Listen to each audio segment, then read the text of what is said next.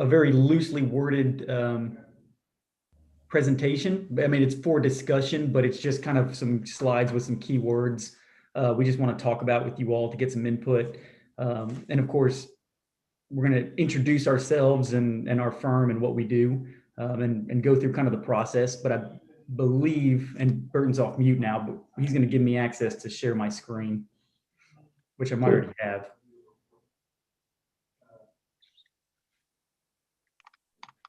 Hey, Burton, do we need to call this portion together, or is this just a working session?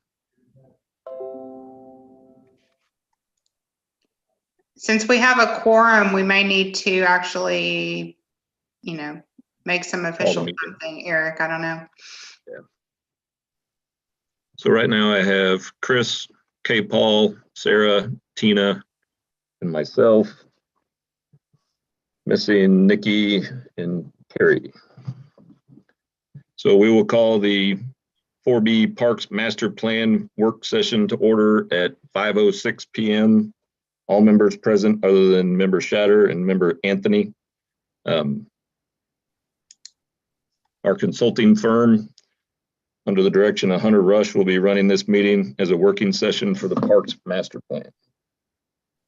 So Hunter, we can hand it over to you, barring the technical input from town staff. Yeah, I can do it here. Y'all are in Tyler, is that correct? That's correct. We're in Tyler. Yeah. I was out there picking up fish a week or so ago. Oh, really? Where were you? Yeah, the fish farm out there south of Tyler. Okay. Is that the one on 31? I think on Highway 31. What's that? Is that out on Highway 31? Does that ring a bell? Yeah, I don't remember what the highway was, but okay. For some reason the audio is starting to break up. Uh-oh, can you hear me here? We can hear you, but I don't know if it's just me, but it sounds like it's broken up a little bit since you did the screen share. Yeah, it's breaking up a little on our end too. Hunter, I can hear you just fine, but Eric, you're breaking up. So it may just be you. I don't know if anyone else is having that same problem. I'm good. Yeah, I can hear everyone well, except Eric was breaking up a little. Can anyone hear this? We recently upgraded our IT, and I can't copy and paste the link onto my home computer, so I'm doing it through a web-based thing, so it may be that. Is there a way to move the video so I can see the full screen? Can anyone hear Joseph right now on the microphone? Oh, thank you. This is the test. Can you hear me? Is there a way to see?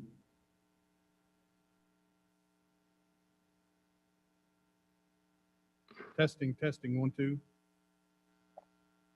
I can hear you.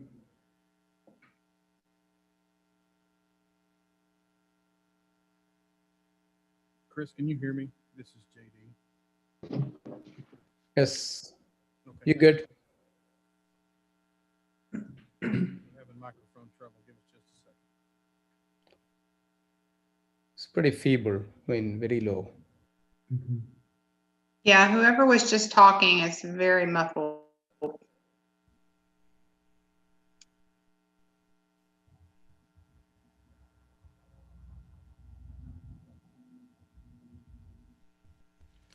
We're having trouble with Burton's mic. Just give us just a second.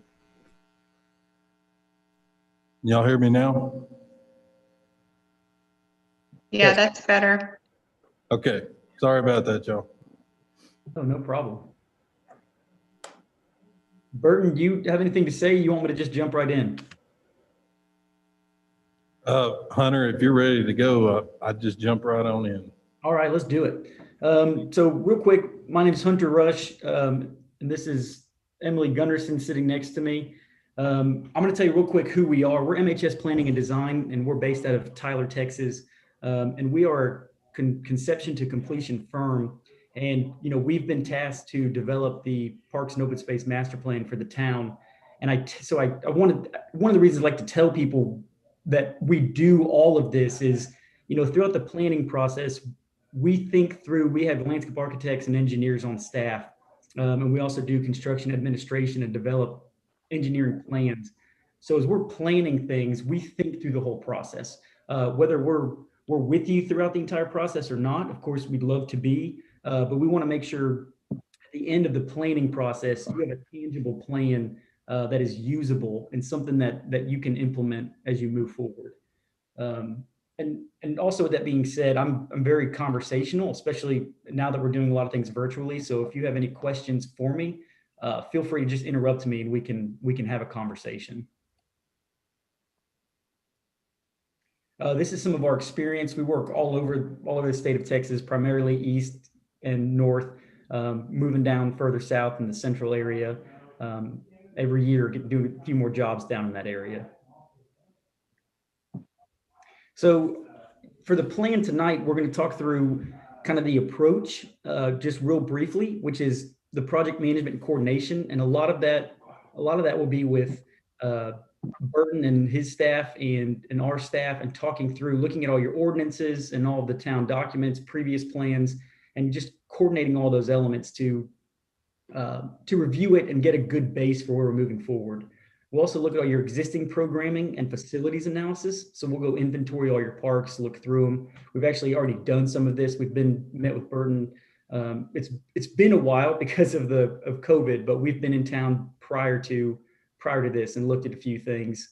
We're now in the public input stage. We wanted to talk with you all. It's an important leadership group, and we're also going to meet with a few other groups that we've scheduled over the next week to 10 days. We'll also, once we kind of develop the plan, we'll come back to the public to make sure we've aligned with everything that we've heard.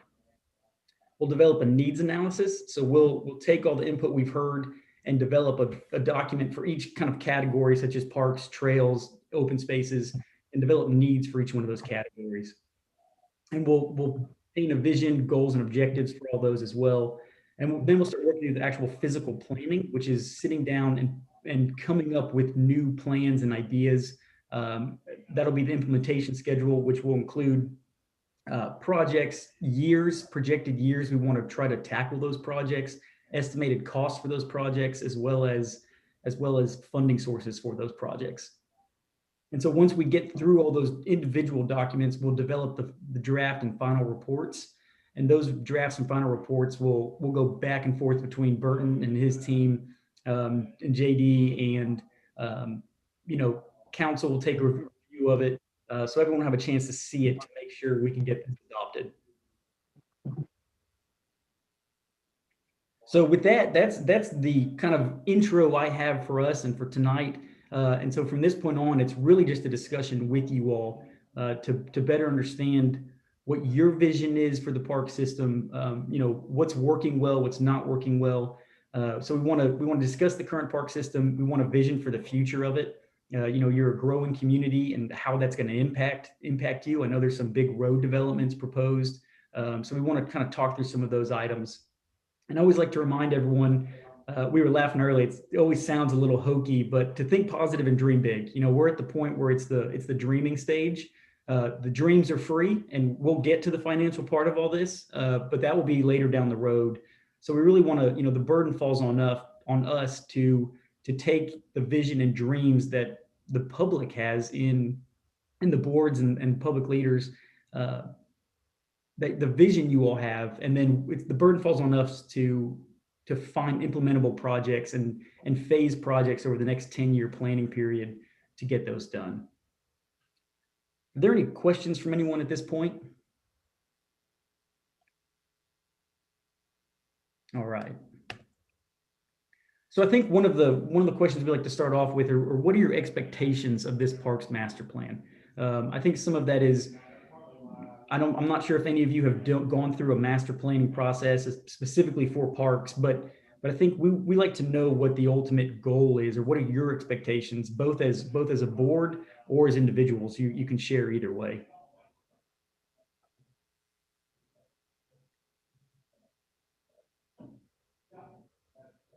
Do you want us to share now? Yeah, I'm sorry, yeah.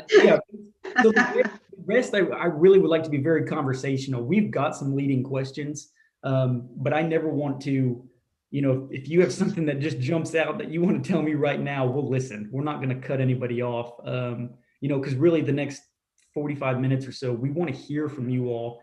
And again, we've got some leading questions that we like to hear the answers to. But we don't have to get to every question if we don't get to. But yeah, so if you have any expectations for this plan, it'd be great to hear. Well, I wouldn't say it's necessarily an expectation. I've been on the board now, the 4B board, for 7 years. So I was here when we did the last update 5 years ago. It wasn't very different from the actual, I guess the 5-year piece is more just kind of like a certification of the existing plan, if I'm saying that correctly. I don't know. So, this gives us an opportunity to really take into account the growth in our town. So I think that needs to be number one, because our town is completely different than it was when I moved here 12 years ago. But I also think it would be important in the master plan, Parks Master Plan, to maybe prioritize certain things within the plan, because what gets distributed sometimes is just this huge layout of Sunnyvale with all the trail systems that we want to see, and it can be overwhelming to figure out where to start.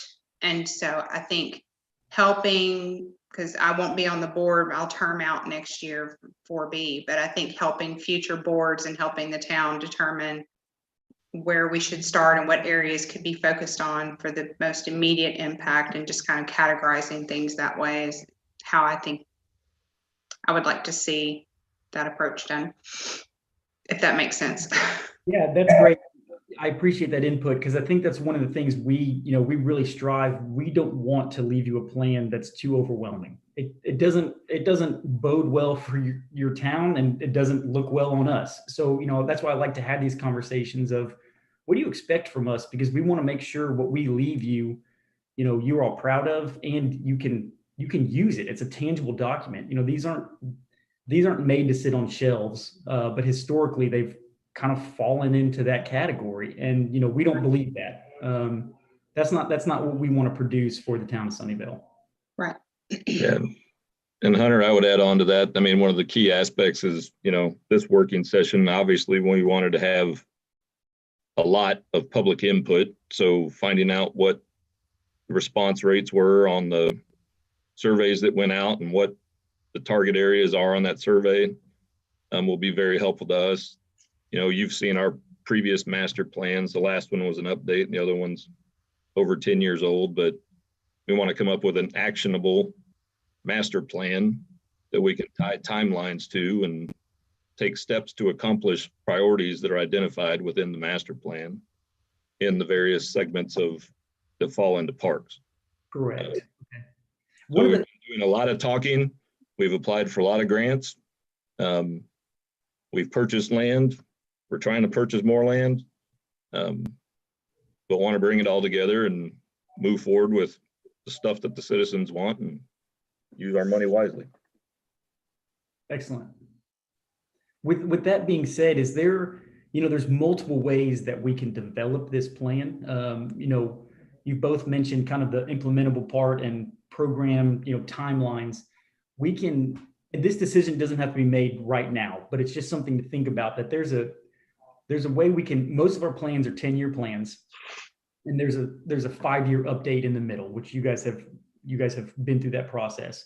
And a lot of that, most consulting firms do that because it's not required. It's recommended by Texas Parks and Wildlife to go that route for funding.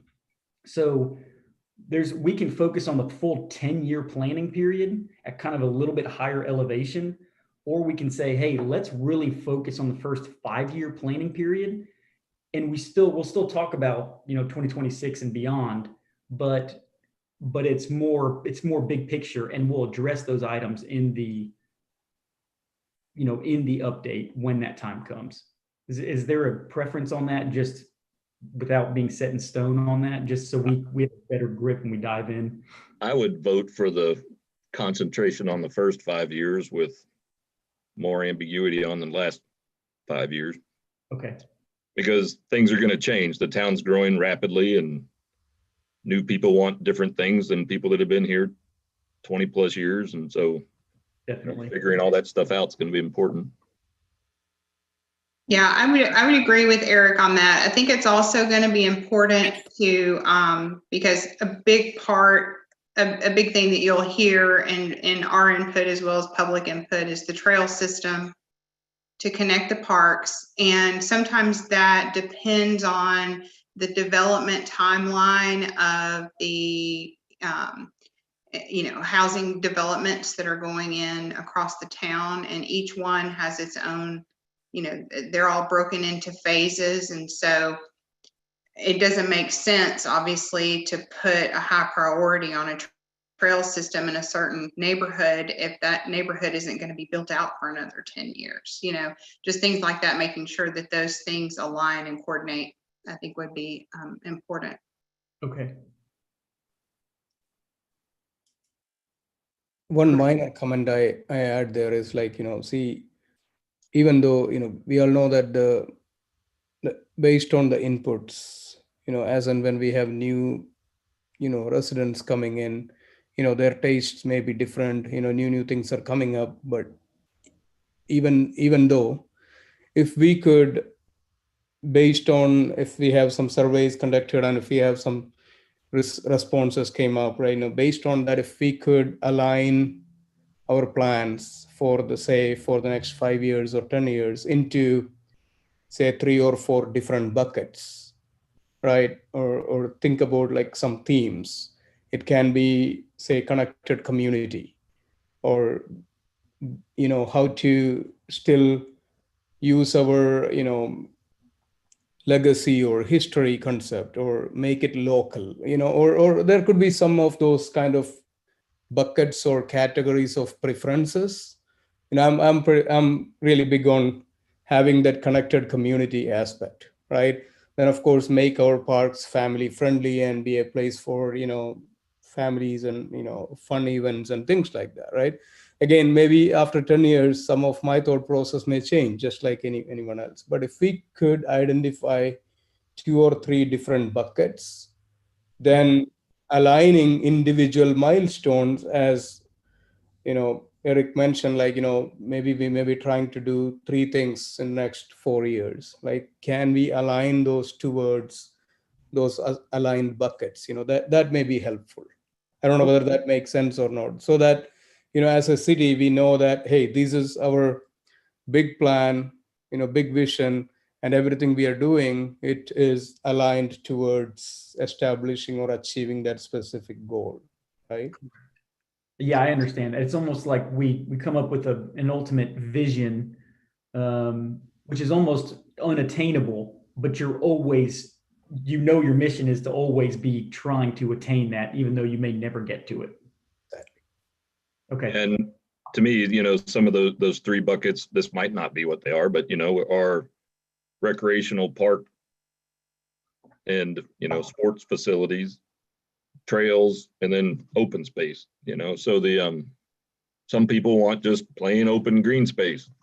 Some people want a top-notch baseball sports coliseum thing, and some people want really nice trails, so it's figuring out what those priorities are, as Chris mentioned, in the various buckets, and then working to have them integrated to move forward to work. Exactly. And that's something we do plan to do. We'll work through that, and we've, Burton and I've worked together, and we're gonna meet with him and JD, like I said, beginning of January. We're gonna finish. So just as we're on that task, we want to, because I know we've talked some about the survey. We've already sent a survey out. It was kind of right at the beginning, kind of COVID, and so it's been all over the place. We've collected all that data.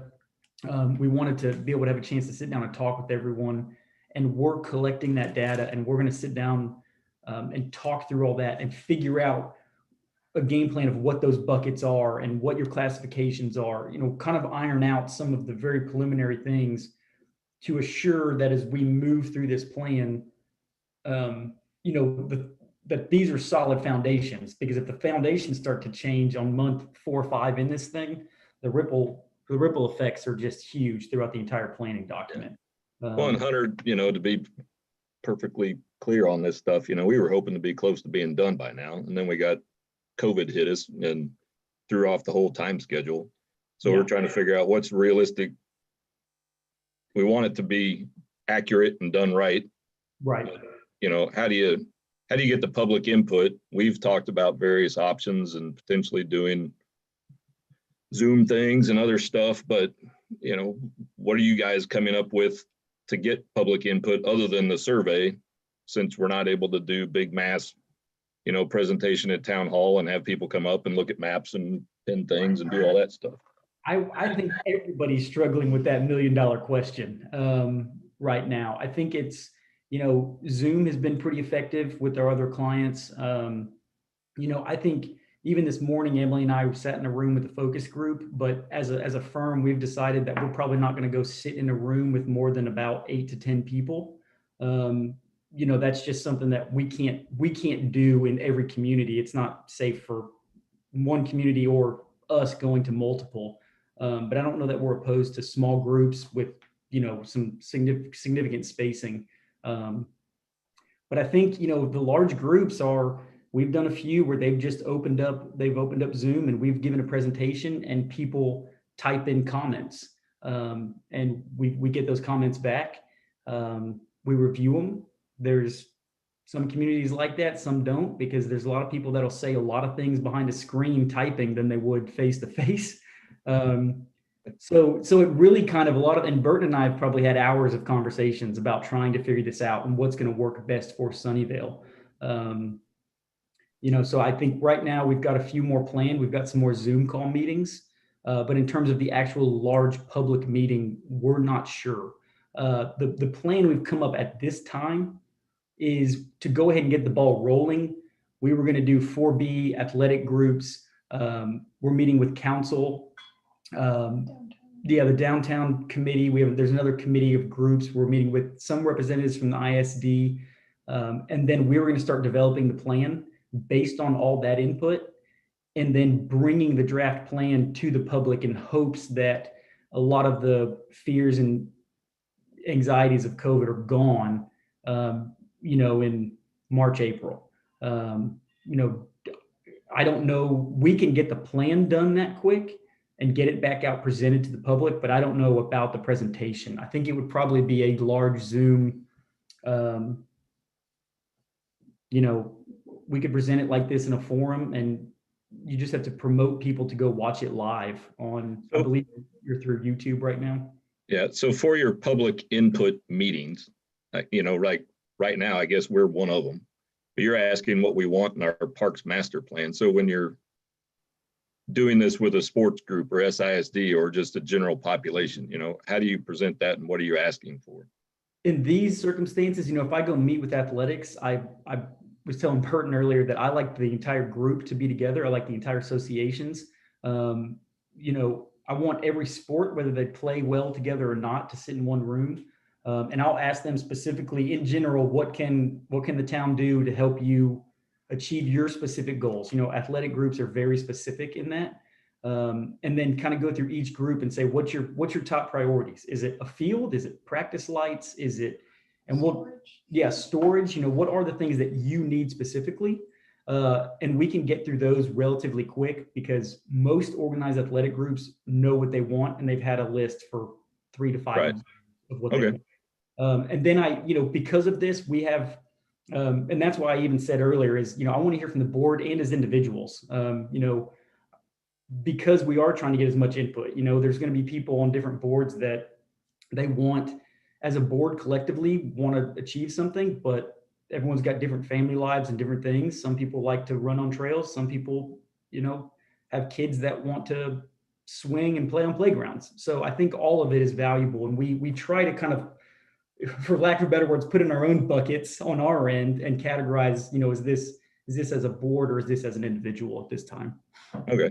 And then once you gather that from all the groups, since again, it's different than one large community meeting, Correct. We'll get take each of those priorities, take it. Then I thought your survey was great. So Yeah. that was pretty detailed. You know, it allowed you to check the box on a lot of things, but also write in your thoughts. So that was really good. And yeah, we'll collect everything. We just don't want to jump the gun by making a lot of assumptions through surveys. Because we like to talk with folks as well. I think there's a lot of value in face-to-face conversations versus checking boxes. Right. So we'll compile all that data and we'll kind of categorize it, and then we'll come back and we'll present it. And you'll see kind of, we'll get all the way to the point of saying, here's where based on all the information we know, here's the direction we think you need to be moving. You guys tell us if we've hit the nail on the head or if you think we're totally wrong. Right. Okay. So real quick, just from a 4B standpoint, since I've been on, there's been some key aspects that we've been focused on. As Chris mentioned, the connectivity of the community, or otherwise calling it trails, but it's not all trails, it's sidewalks, natural trails, planned trails, all that kind of stuff, but the connectivity of the community. Athletic facilities, we're poorly lacking in athletic facilities. And so that's obviously an ask from a lot of different places, but we hadn't been able to figure out at what level, because if you go to what some people are asking for, we can't afford it without partnering. Right. Or, at least that's what it seems like. So it's, do you do recreational level for your general recreation type use, baseball type things and soccer fields, or do you find some for-profit organization out there and work with them so they can build something? But trying to figure that out, we don't know the right answer. So that's something we'll definitely be thinking. Okay. And that's something we can help you out with, definitely. Right. Integrating in with the downtown plan, back to the connectivity, and then working with the school system as well and the other athletic facilities. And then lately there's been, people asking about a rec facility. We actually explored trying to do something with the YMCA years ago, but didn't have the population in order to make it work. They have a great structure on what they require, but those are a lot of the things. And then we've been pretty focused on what our current goals have been. I'm glad Nikki just joined. She was kind of the spearhead behind the butterfly garden concept. And so we're seeing what that might turn into if that integrates with the trail system or something else. The horse park, we came up with a plan for that, and then it got sidelined, and now we're moving back forward again with trying to figure out the trail system around the horse park, keeping the horses, the fire station. So, all that plan has been in flux. Closing on the railroad purchase, which hopefully will happen. And then using that as the kind of the spine of the town that then all trails can connect to over time.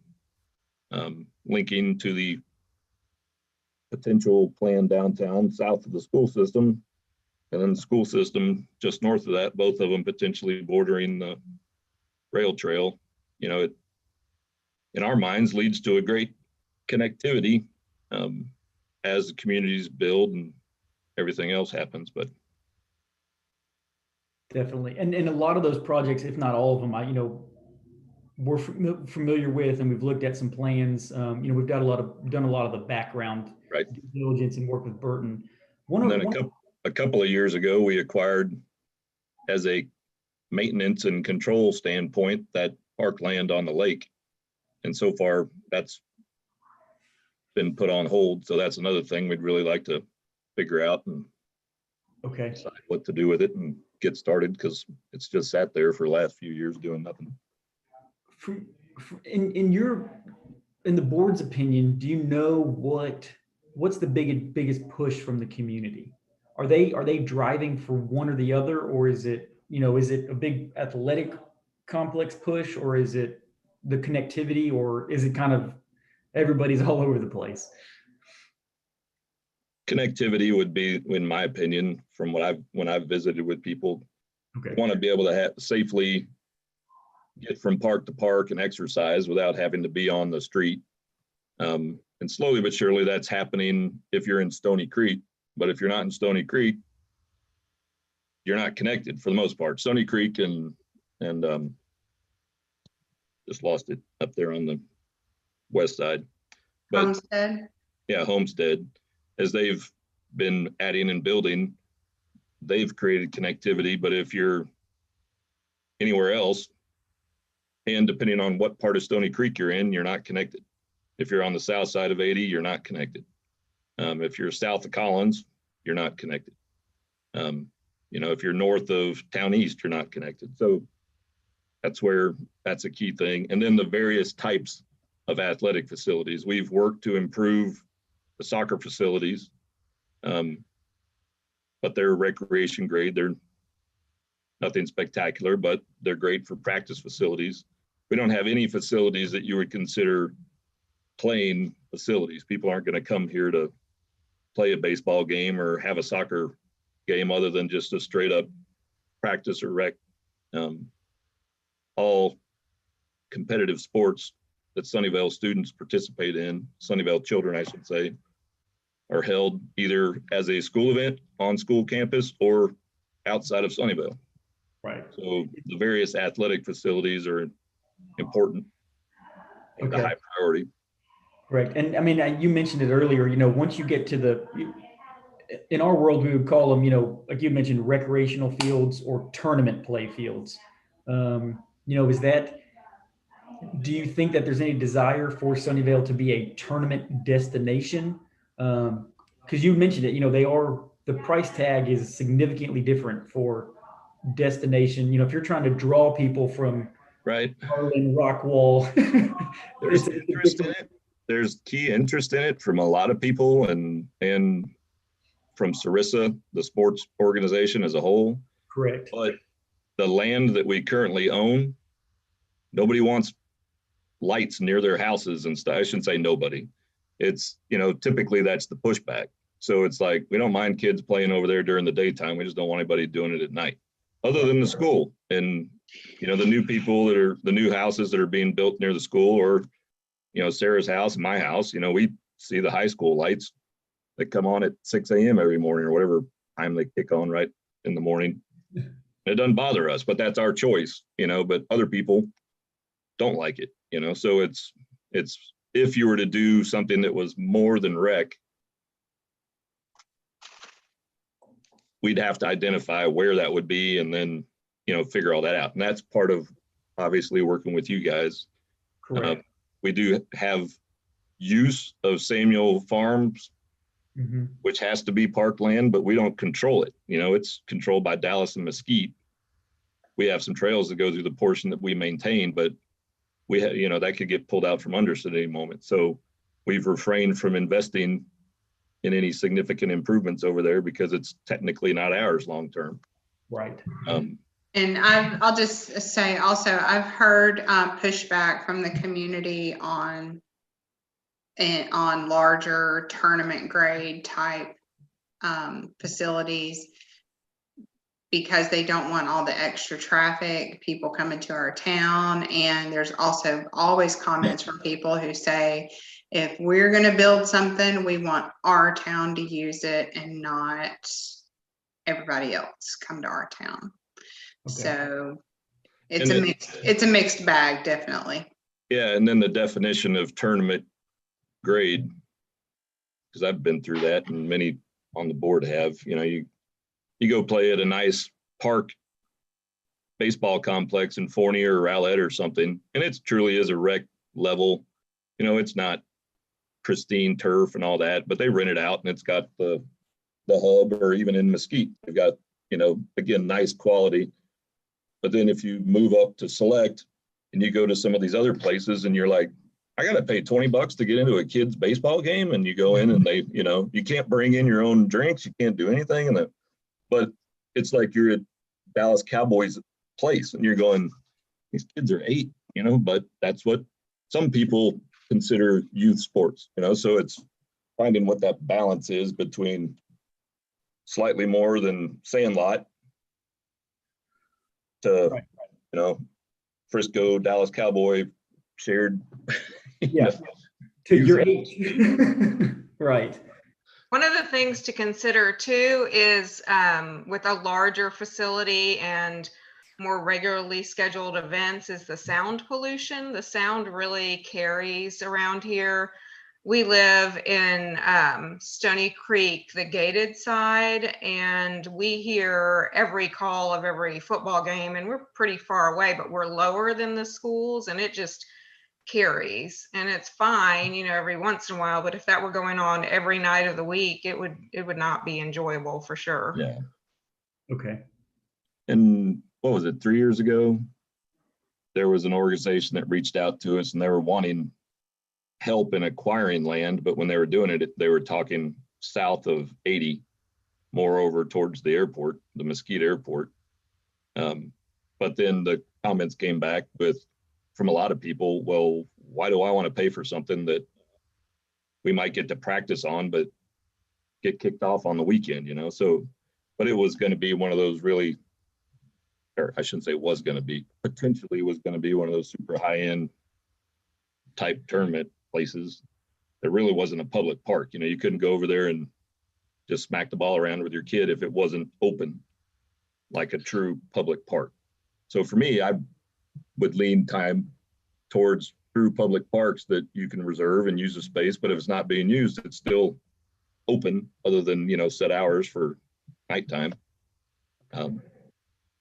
Over the next level up where they lock everything up. And What's the feel on this? It's relevant, but I'm changing topic a little bit. What's the general feel on the acquisition of parkland just to hold it for future development? Is that something the board is interested in, or as your population is going to keep growing,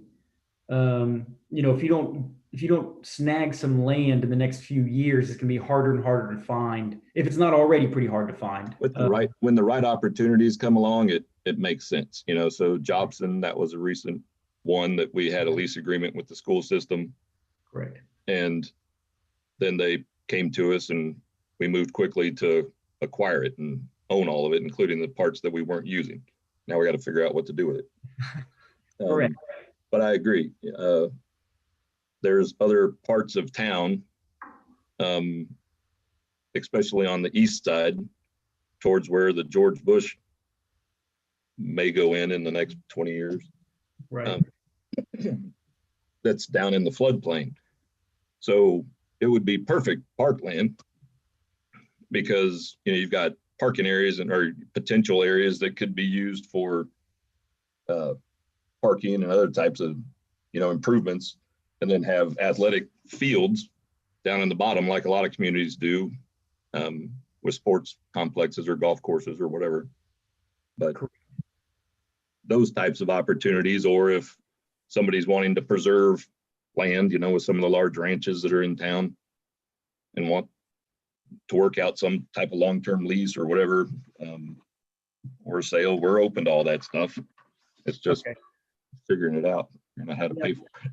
I think the board has definitely been open to it, and very interested because the opportunity, as Eric was saying, the opportunities are limited, because our town is landlocked and it's small. But I think, there has been pushback in the past and there may continue to be. I don't think the town is super crazy about spending a lot of money on a piece of land and then having to just pay to mow it and then not do anything with it. Correct. If there's not some vision associated with that piece of property that we can communicate to council and, others who ask, citizens and whatnot, then we're probably not going to get a lot of support for it. So as long as there's some type of vision attached to it, I think we could probably get some support for it. Okay, that's good to know. That's good information. Anything else on that? I know I looked down at my watch and it surprised me. We're already at 5:45.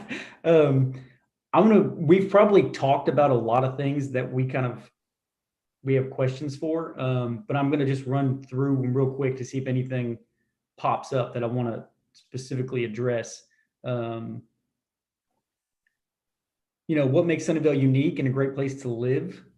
Um, each community has its own unique features. Whether that be your floodplains or some of the lake access you have. What are those things, or whether it's the people or the features that are things that you think, as for us, we should hone in on or focus on, that are things you don't want to lose, as development comes in. Historically, and we try to document it to try to maintain the rural feel. So, we're still have a lot of ag land inside of Dallas County, and people like to see the animals and like the open space. So as the neighborhoods grow, and all industrial is either on 80 or south of 80 or along Beltline. So the rest of it is all, green space and residential. But it's maintaining that rural feel as it changes, however we can do that. So the glacier tract with trying to keep the horses there is one aspect of it, but that's one thing. And then the rest is what's attracted most people to Sunnyvale isn't even though we're the EDC, it's not the EDC, it's the school system. So working positively with the school system. The lakefront is obviously a long-term huge benefit. And when that George Bush goes through, which over time, a lot of people didn't want it, but it's going to happen eventually, so it's working with them to, again, try to maintain the rural feel. And in my opinion, interlocking trails and maintaining as much green space as we can that can't be developed is one of the key aspects to it. Okay. Hi, this is Tina. I agree with Eric.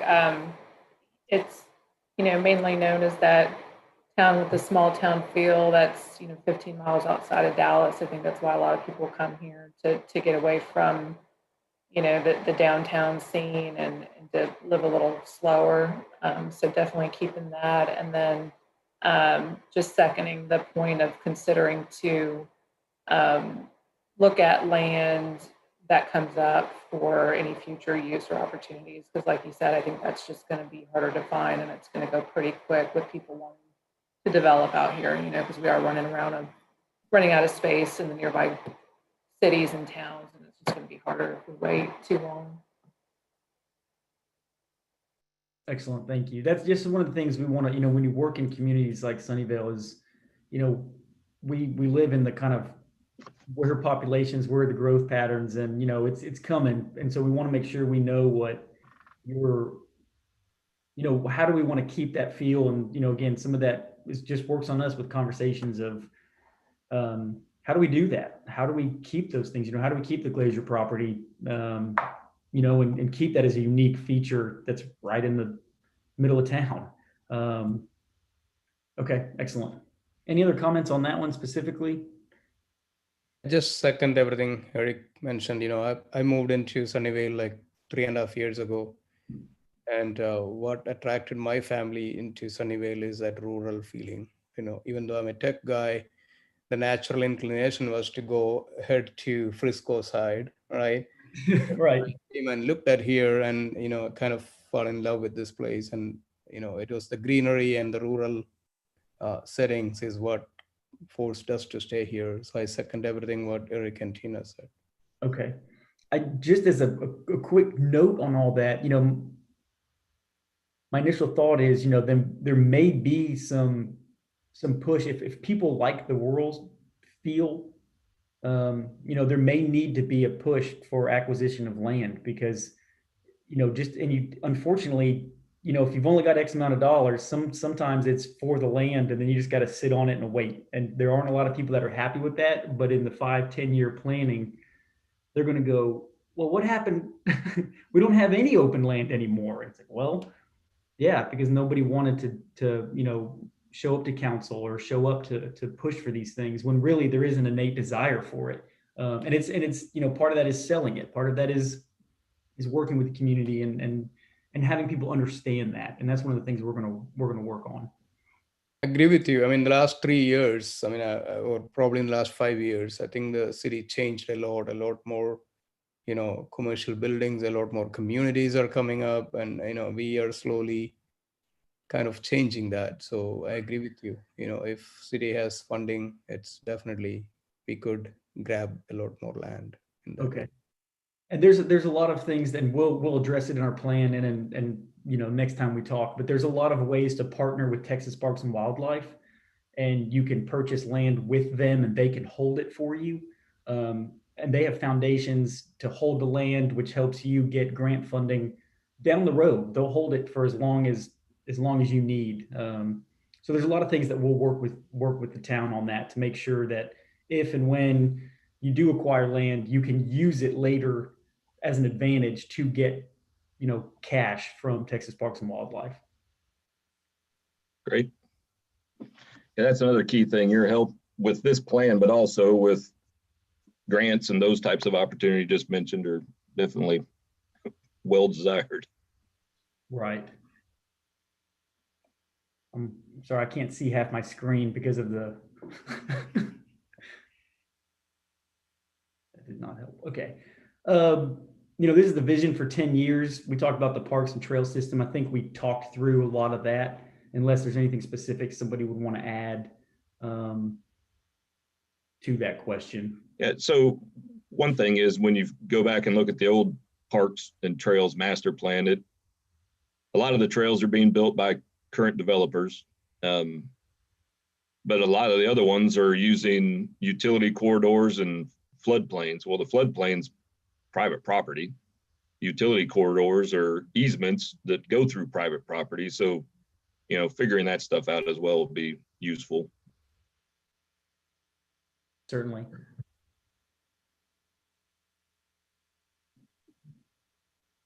What do you think?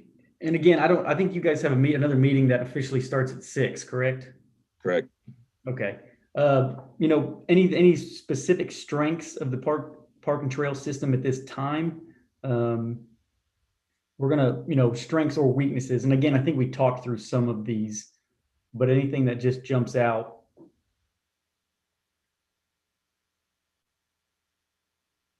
There's only about maybe 5 more slides here. There's weaknesses that we want to address. I think some of that is, you know, from what we've heard, kind of some of the connectivity, the rural open space type areas. And right now we have a bunch of islands. So, right, you know, getting them connected is our major weakness. And then the islands, depending on which one you're at, you know, well, like where our baseball field is, there's no bathrooms there. You know, if you go up to the soccer fields, there's no bathroom there unless you go to the library. Well, the library doesn't like a bunch of little soccer players coming in and, you know, messing up their facility. So, right, you know, we don't have facilities other than at Town Center Park. So, you know, we got we have a lot of weaknesses. Yeah, well, and we'll work to, you know, it's just important to know what they are to, you know, a lot of times we like to say areas in need. Not so, you know, it's just things that we need to know about to focus on how to fix them. Right.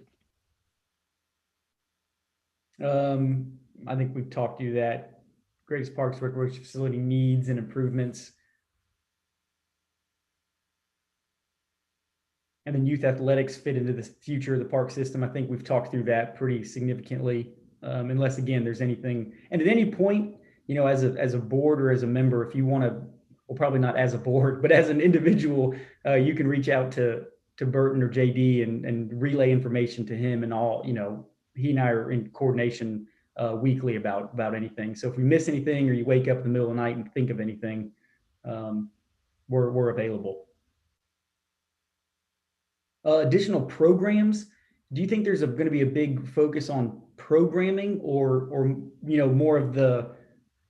Yeah, eventually as the town grows enough, we'd like to be able to see the town have a true youth sports program, as Right. well as if we reach the point of having a rec center, unless it goes through a Y or something like that, being able to offer adult exercise programs or art classes or whatever it happens, your traditional rec center type things. But that stuff seems like it's still, I don't know if it would be within the 10-year plan or not, but again, we're growing quick. Yeah, and it may be one of the, hey, this is one of our goals and things we're shooting for, but we're not, the next 5 to 7 years, it's not what we're directly trying to achieve, but we know we're going to get there based on the things we're trying to achieve right now. And then we talked about, what do you think the citizens of Sunnyvale value in the park system? And I think, again, we've talked through a lot of that, unless, again, there's any other I comments. just want to make a quick comment on that. This may be may or may not be possible while we are at it, say in the next 60 days or so, right? While you are trying to collect as much as information as possible from various groups. Can we do, our social media pages are pretty active, right? The cities, right? So I'm just wondering whether we could do, definitely, just like we did the survey, a few more quick questions out there. And also if somebody like, say, Burton, I'm sorry, I'm putting you in charge here, right? So if you could do like 1 or 2 minute videos,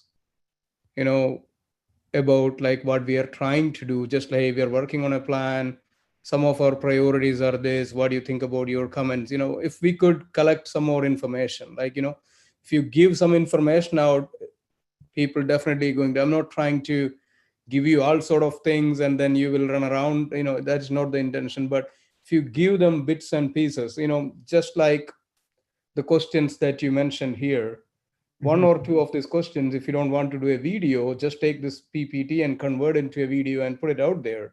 Let us see what kind of things comes back from that social media channels, right? You don't have to put a lot of effort in there. Take 2 of these questions, either somebody talk about it or just convert it to a video, post it through our pages and see what kind of responses we get. If we get 10 or 15 responses from our, active people, like, if you like it, we take it, right? Right. I feel like that could add a lot more value. Some of them may be pretty crazy responses, but that is okay. We'll deal with it at that time. But Right. Yeah, that's a great idea. Yeah, I'll definitely coordinate with Burton on that. And then Hunter, there was our school system did a Zoom meeting back before school started. And I don't have it right in front of me, but we can get it to you, but used a separate website that people logged into and they typed in their questions and their answers to questions and everything. And it consolidated it live and put it into batches. And so whoever was sitting there with the person that was presenting was kind of administrating the other website that was going on. And then they were able to address things along the way, but it was basically like a live survey, but those of us as citizens weren't able to, call in and talk on that Zoom meeting, but we were able to interact through that other tool and it worked out really well. Or most of us that participated liked it. Okay. Yeah, basically it was it wasn't Zoom, it was a separate website. I sent the info over to Susan. And basically the more people that asked a question that was similar, or you could vote on questions that were asked. And so the questions with the most interest were the ones that kind of got kicked to the staff to address live on the call. So it was a neat interactive experience. I wanted to kind of just say one other thing in addition to what Eric said earlier about us being on islands. I agree with that, but I think one of the things that is important to recognize is that, and I don't see us moving away from this type of culture. I don't think we're going to get as small as we are, I don't see us getting a cohesive culture in the town where we get everyone to kind of agree on the same path. I think we're still going to have, we have older sections of Sunnyvale, and I don't mean age of citizens, although that a lot of times that does come into play, but it's just parts of Sunnyvale that have been established for many years. And you will find that those areas are the ones that are not as interested in the connectivity as some of the newer areas, because the newer families with the younger children are buying the houses in the development areas. And so I think you'll find three distinct groups, which is the connectivity group, the sports group, and the open space group. And it actually kind of fits with the demographics of the citizens in those groups as well. And I think that's okay. I mean, I think that's one of you were asking about features about our town. I think it's figuring out how we can work together, but we can also honor and respect each other's culture differences within our own town. So. Definitely. Thank you. Chris? One quick thing, I don't know whether this is relevant or not, but the place I live, I don't have an HOA, but I've seen like communities like Stony Creek and some others have pretty active HOA. I mean, some people live there, probably hate it, but but that, they have WhatsApp groups and they have all sort of things in there. So there could be opportunities for us to communicate, ask questions, and collect feedback. The place I live, I don't have an HOA, I'm happy about it. But there could be other, at least 3 or 4 such HOA groups. I mean, some of you may be living in there, please feel free to come and donate. But that could be an avenue for us to collect a lot more feedback apart from these committees.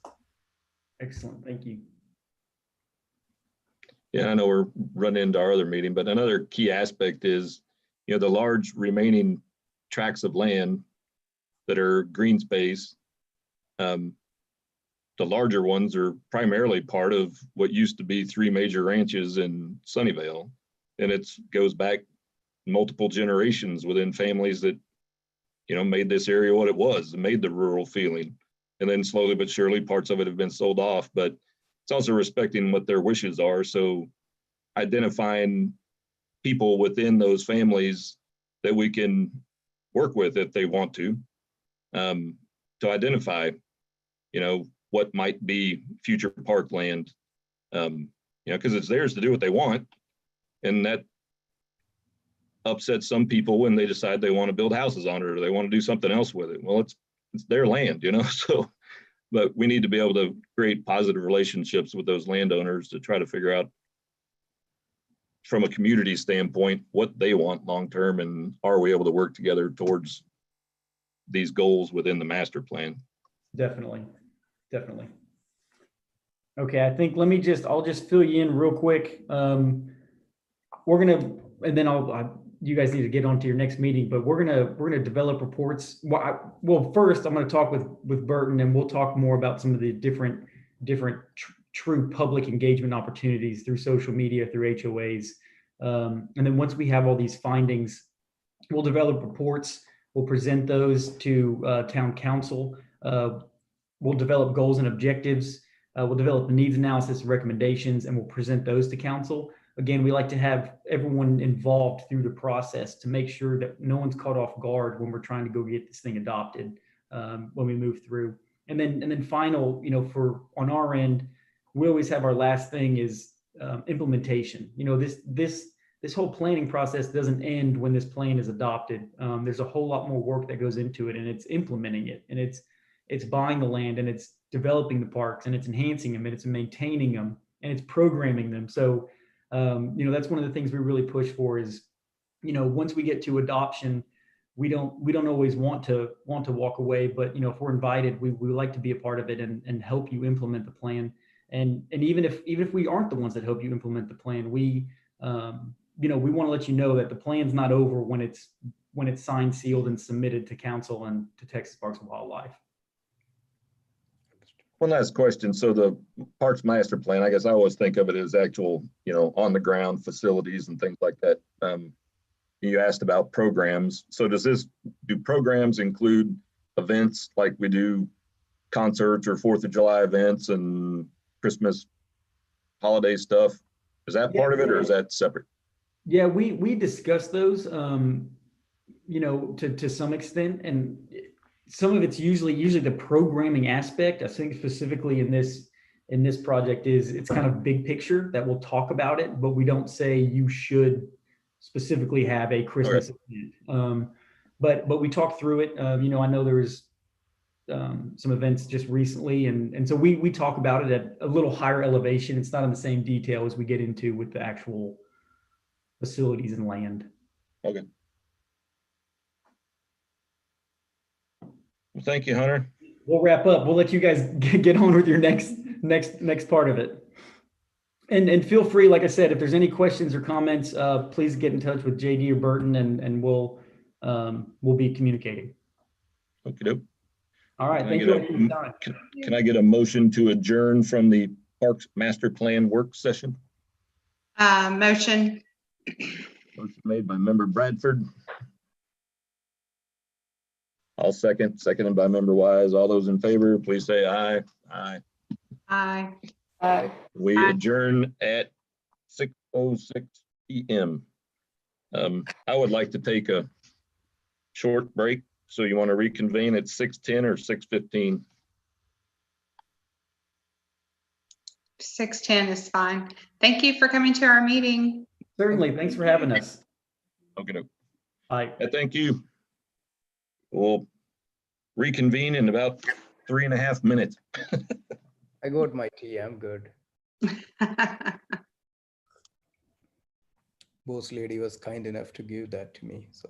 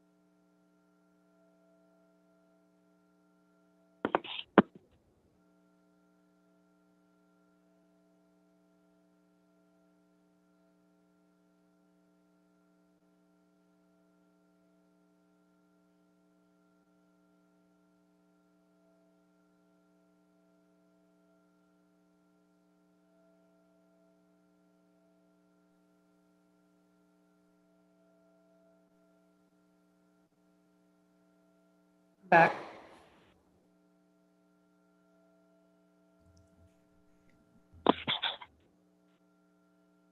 I think I'm finally unmuted. It's K-Paul.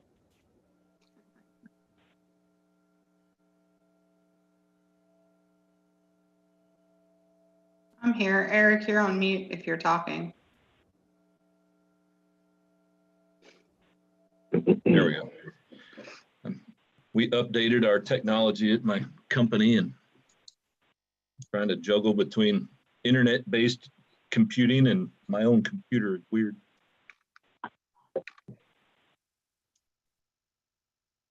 So, 1, 2.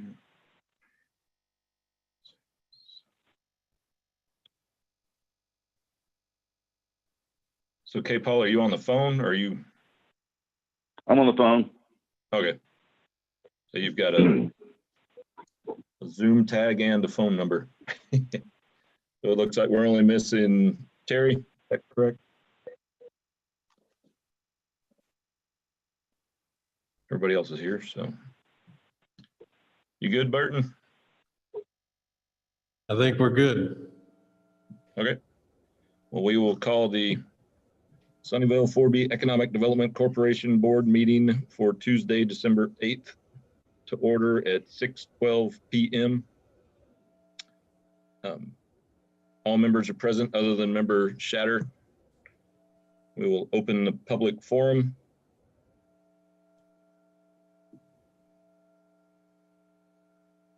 Any hands raised?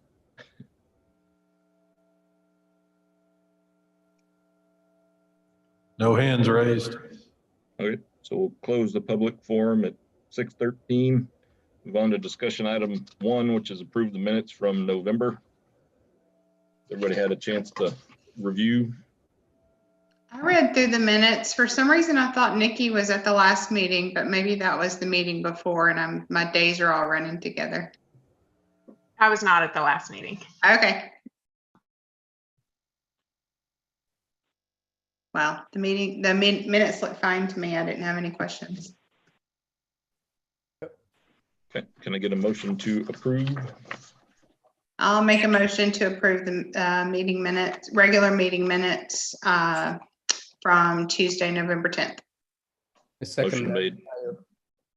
Motion made by member Bradford, seconded by member Nair. All those in favor, please state your name. Wise. Anthony, Bradford. Nair. Cash. Motion passes unanimously. And then move on to item number 2, discuss, consider, and approve the November 2020 and updated September and October 2020 financial reporting and related items. Hand that over to member Bradford. Okay, so we have 3 months of financials here because we have a 2-month lag on the sales tax revenue.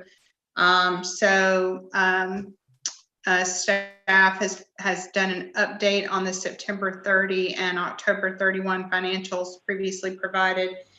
So for 9/30, September 30th, the sales tax is about $9,655 higher than it was in our previous update, but it's actually very close to what it was in the original September 30 report. So we're kind of back to where we were on that, and our expenses increased by around $1,400, assuming there was some kind of payment or invoice that came in that we had to pay from prior fiscal year. So our end of month September 30 final fiscal year end fund balance, subject to a couple of questions I have for staff, is $3,060,977. Now, Phyllis, before I move on to the other 2, I wanted to just check if you're on. Are we completely done, or do you know, with the Vineyard Park repair invoices, or is there any more due there? Member Bradford, if you were referring to the parking lot, those improvements that were made? Yeah. To my knowledge, we are 100% through complete, that project is complete. Okay, I thought so. We had a really heavy budget for parks and trails, and we didn't use as much of it as we thought. So I didn't know if maybe there was something outstanding there. But I do wonder, so when the final parks master plan invoices come in and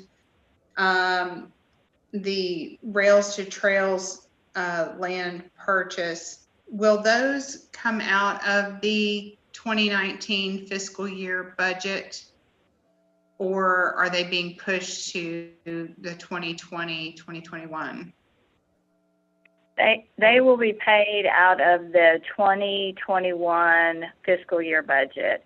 The Parks Master Plan will be considered a lapse appropriation. We were under contract in 1920, so that will lapse into the current fiscal year, 2021, for the Parks Master Plan, and the same would apply to the Rails to Trails, the purchase of that land that did not take place in 1920. Okay, so we may need to amend our 2020, 2021 budget then. That is correct. We were looking at making some amendments to it at mid-year. Okay. Now, what do we do about the overage on our legal services for the 2019 fiscal year, since the year's closed? That particular line item will just show, it will just reflect that it went over what was budgeted for that particular line item. But as a whole, for Fund 92, which is a 4B EDC fund, as a whole, you did not exceed your budget. Okay. So it doesn't matter if an individual line item is off by a little bit. Okay, perfect. Okay, thank you. Sorry to catch you off guard with my questions. If I were better organized, I would ask you before the meeting. No problem. So then moving on to, do I need to, can we approve them all at one time, Eric, or do we need to approve them individually? I think it's all one line item, so we can approve them together, right? You're on mute.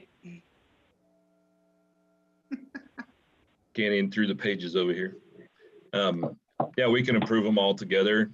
One thing I just wanted to point out on page, I guess it's 28, but it says, yeah, page 28 was that sales tax summary. So, which only goes through September, but 6 of the 9 months, January through September, 2019, 2020 sales tax was higher. Revenue was higher than 2018, 2019. Mm-hmm. So that's a good sign, even though, we're going through COVID. See that stuff in Sunnyvale is continuing to grow. The 2017, 2018, for whatever reason, had a few higher spikes, but the trend is still growth, so that's good. Yep. Any questions from anybody? Well, I still need to talk about October and November. So October, Phyllis, it looks like according to the data that there were no updates to October. Is that correct? That is correct. Okay. Well, I say that, Sarah, there were no updates to the revenues and the expenses. However, because you had a change in your September 30 financials, that did change your beginning fund balance. Right. That's correct. Yeah, so what I was referring to is that there were no changes to the sales tax and the expenses. So, but yes, that's correct. Yeah, okay, perfect. So then the updated 9/30 beginning fund balance now for the current fiscal year flows through to the summary. So our October 31 fund balance is $2,893,548 because in October we had the transfer out to the general fund for our support of the Parks Department, and that was already included in last month's update. So then moving on to November, November was just a pretty standard month. We had revenues of $61,900 and almost $18 on our sales tax. And then our expenses were just our routine expenses, totaled $17,788. And our ending fund balance now as of the end of November is $2,937,677. And as we mentioned earlier, we'll need to look at amending the budget in the near future. So we'll address that at a later time. I didn't have any other comments or questions.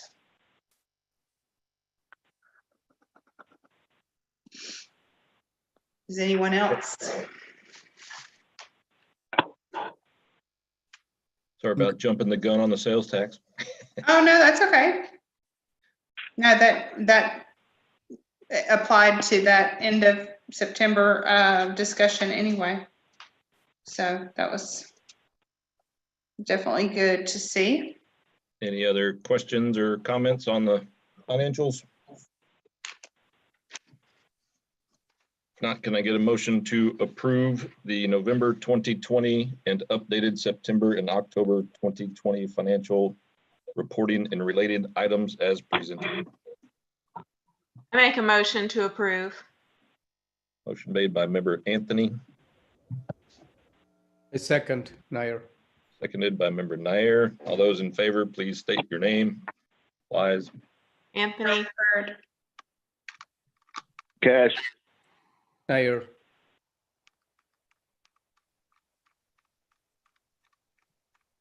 Tina, did you vote? You probably did. I did, Chase. I don't know if I Okay. might have choked on Thank it. you. Motion passes unanimously.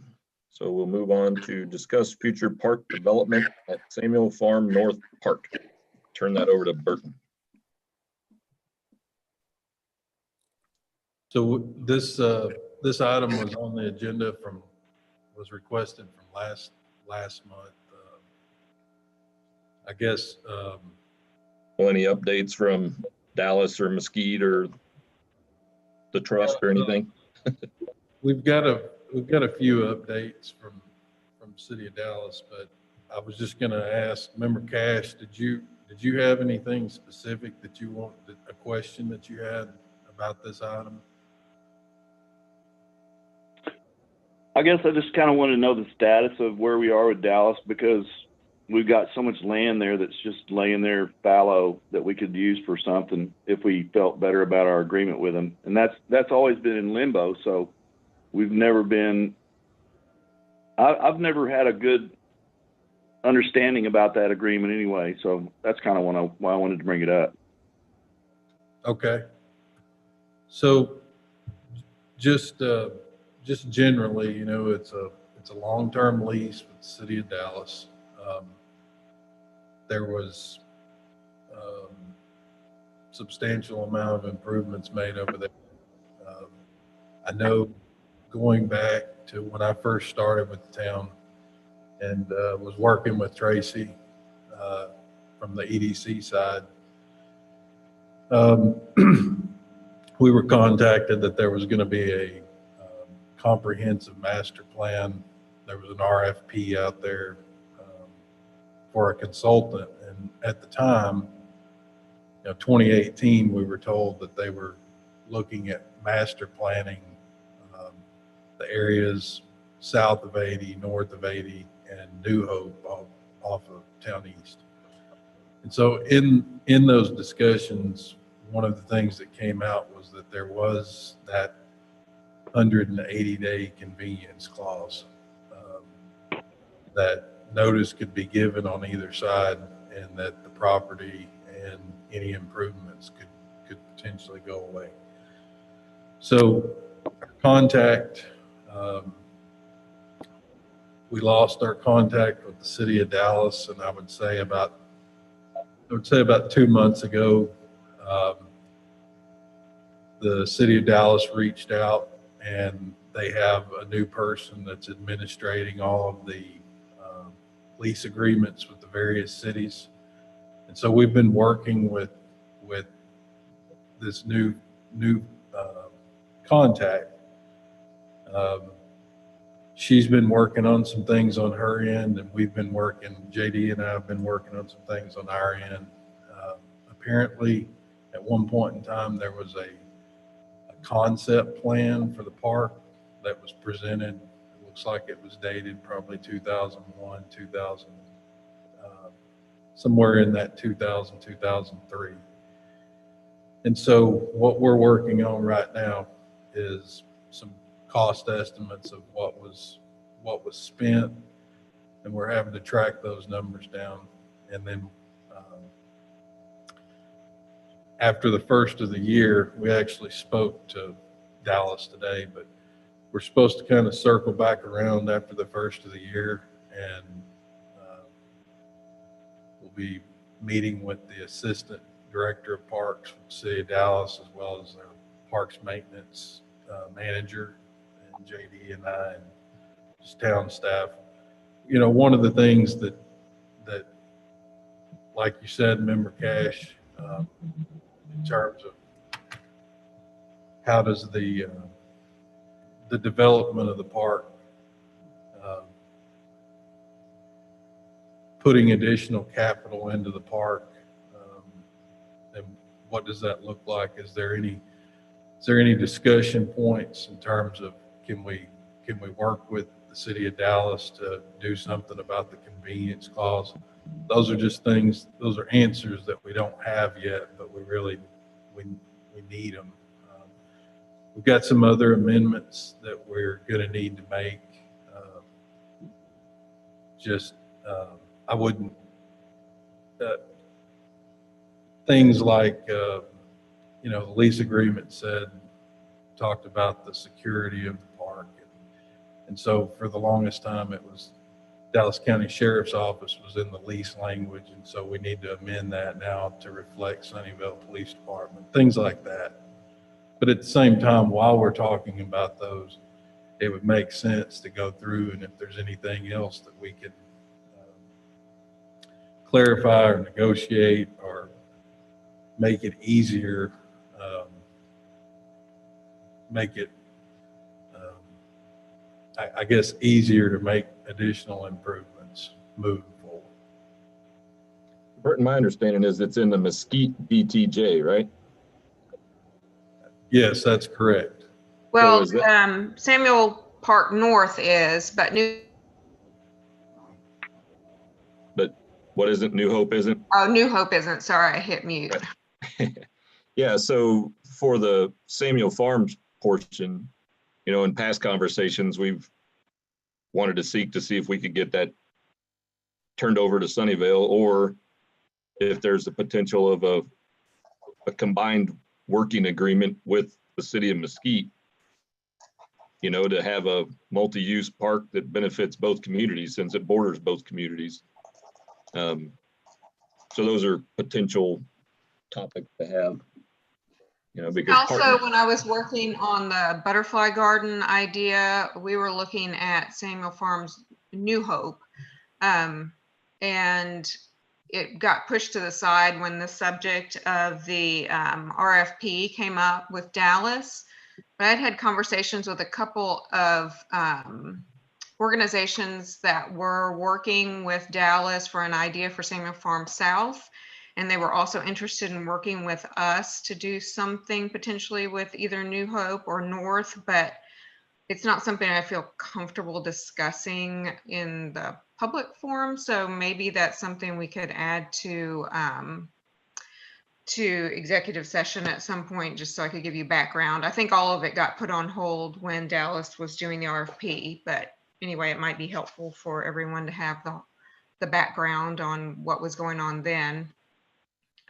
Also, Barton, is Dallas still moving forward with the RFP and looking for someone to develop a master plan, or is that on hold? So at the time, that was the interesting thing when Tracy and I were going back and forth with the contact that we had at the time.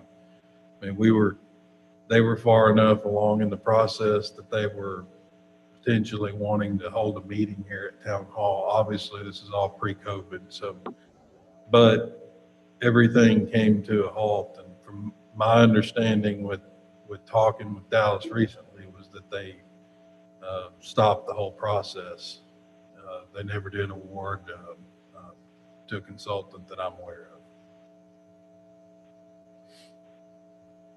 And Chris and Tina, I don't know if we've really talked much, talked much about Samuel Farms and New Hope since you both joined, but those properties go back in a family trust many decades. And so the land is in trust that was basically turned over for parks use to Dallas, but it's not in the city of Dallas. And so they did a lease agreement with us. The DTJ means that if something happened to that trust or whatever, Mesquite could potentially, develop or whatever. But if we build something, which we can do, we can build stuff in those parks, but with a very short notice, it could all be pulled from us. And so any hard structures or anything that we do, it'd be like if you were renting a house and they could kick you out instantly and you're not going to go remodel the whole house. So it's back to our earlier conversation. Was a family's desire to leave that all as park space.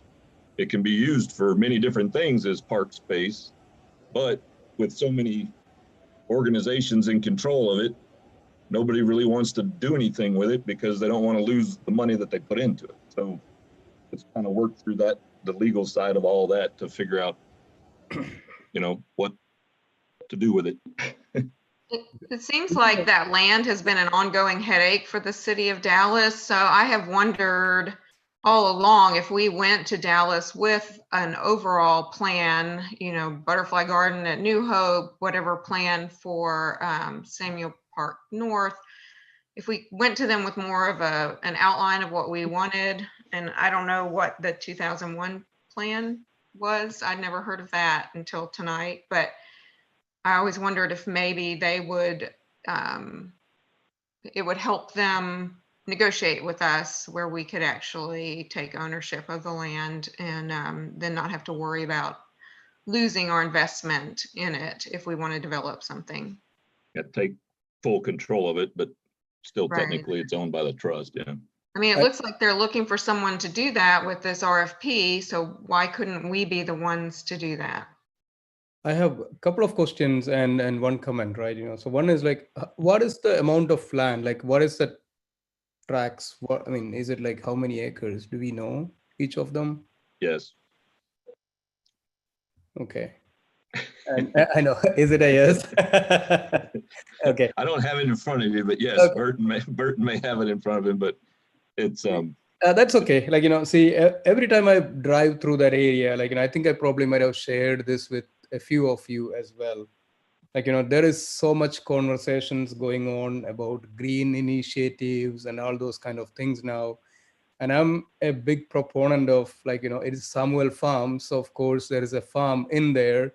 How we can, is it possible for us to kind of being creative, come up with a smart farm park or something, like, so it's not it's definitely tie into the economic development side where we could bring in some of these organizations, like, they may come and even set up businesses out there, like, manufacturing. There is a lot of initiatives happening in the vertical farming and, smart farm, beyond meat kind of companies out there, like, lot of things happening in that area. There could be an agriculture economic development initiative we could propose and create a vision and a plan which we could be able to take into some of these organizations where it could end up creating some jobs in town and things like that. So we are not really losing that historical farm concept, but at the same time, can we make it a little bit tied into the economic development rather than just developing another soccer complex out there, right?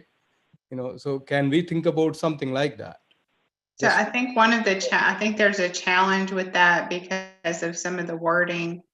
I don't think there can be any profit made from anything on that land or something along that lines. I don't know what the exact verbiage is, but or any profits made less, any profit less any expenses or whatever, would go back to the trust or something like that. So Sunnyvale could not benefit from that property from an economic development standpoint, is my understanding. We did talk.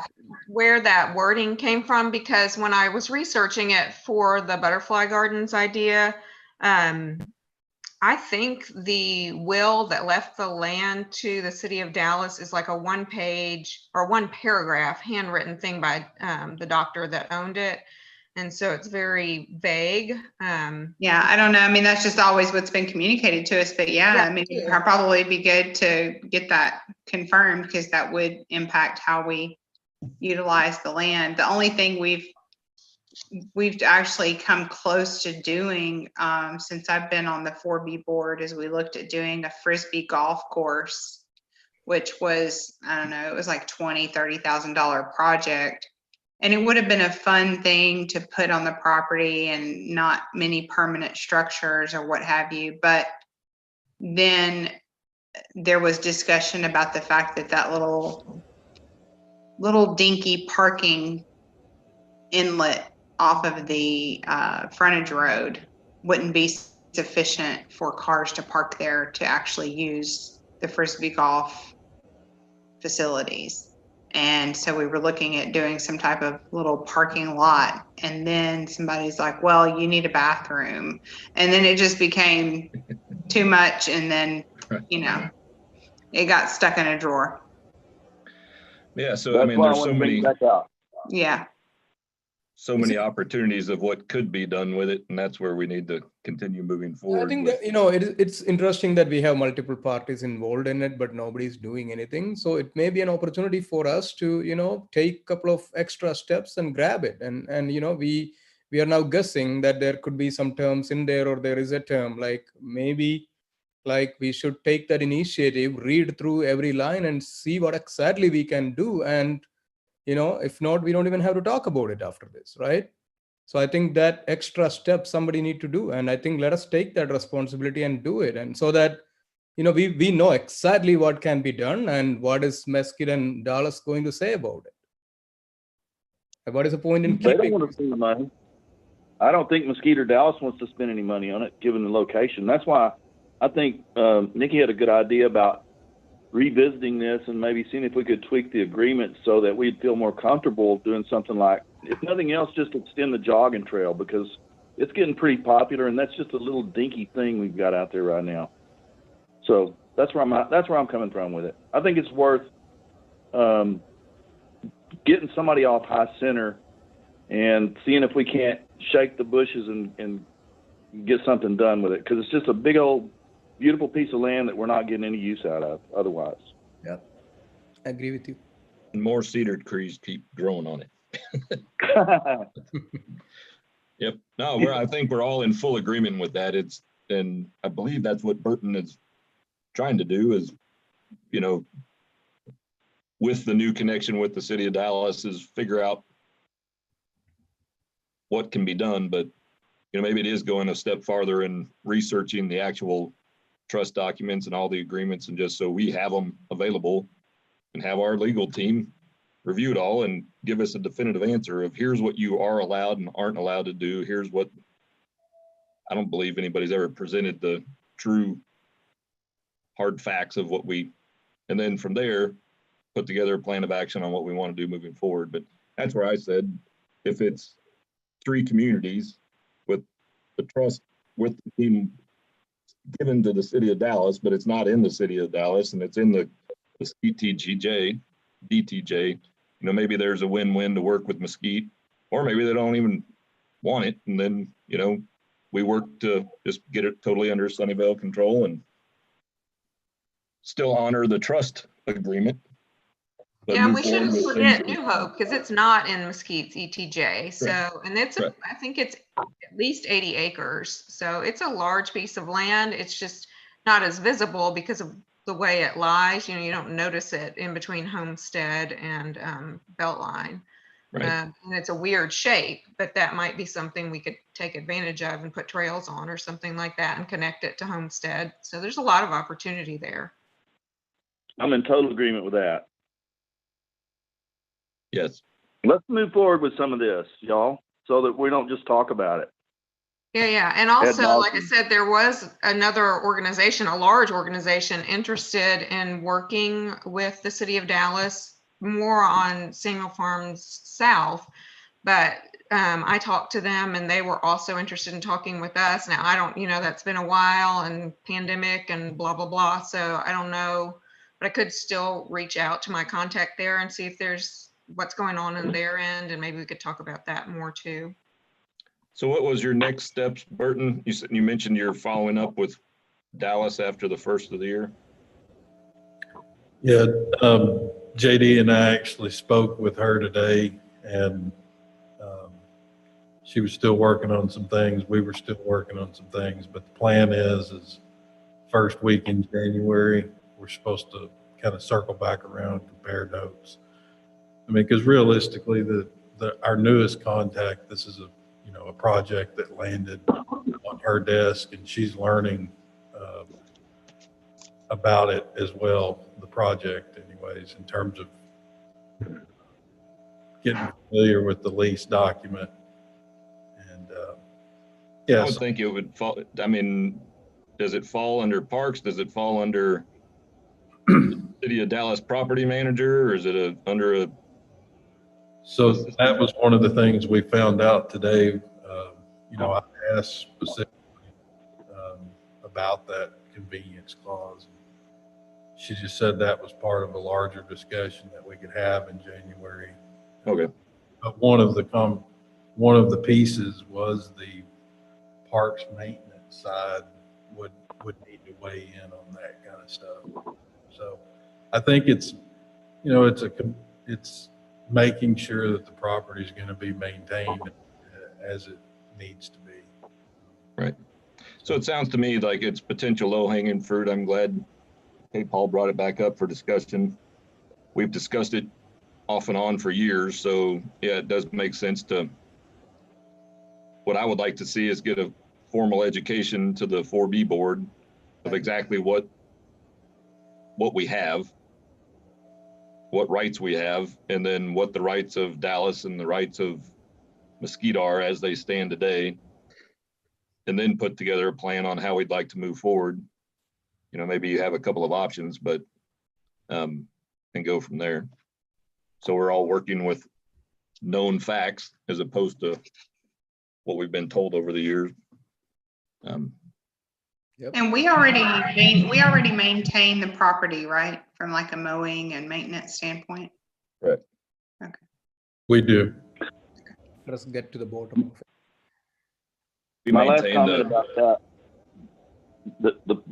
this particular area is, I think the more that we ultimately do to improve it, the more of an ownership position we sort of gain in the long run, so that it becomes more difficult for Dallas or Mesquite to come in and usurp the place for other reasons if we've already made substantial improvements. But no, that's not exactly a legal way to get at it, but it's psychological if nothing else. So If we build it, they will come. they're already coming. Or kind of like if you don't move your fence to the right side of the line and somebody ultimately can say, well, it's my land, you never did anything with it. Exactly. Thanks, Burton. Yep. Any more discussion on that topic? Okay, then we'll move on to number 4, update on project. The Glacier property.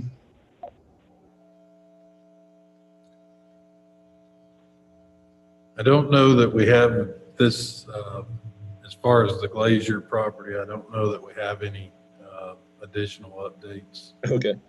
for tonight. Jobson Park.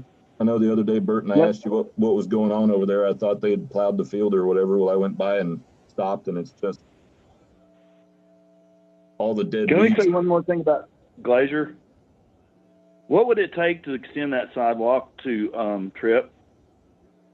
That's part of the plan they're going to do with when they build the fire station. So that is going to be done, but they don't want to, I was told they don't want to do it until they move forward with the other construction and stuff.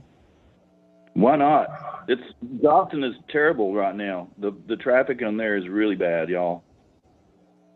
Just throwing it out. Yeah, that's a question really for Charles and Susan, I believe, but that is my understanding, because they don't want to tear it all up while they're doing construction. But you have a valid point. Thanks. But Burton, on Jobson, what it is basically there's whatever the type of weed is that's growing out there turned brown, and it looks like it's plowed in parts. So it's just the different colors of dead grass and weeds.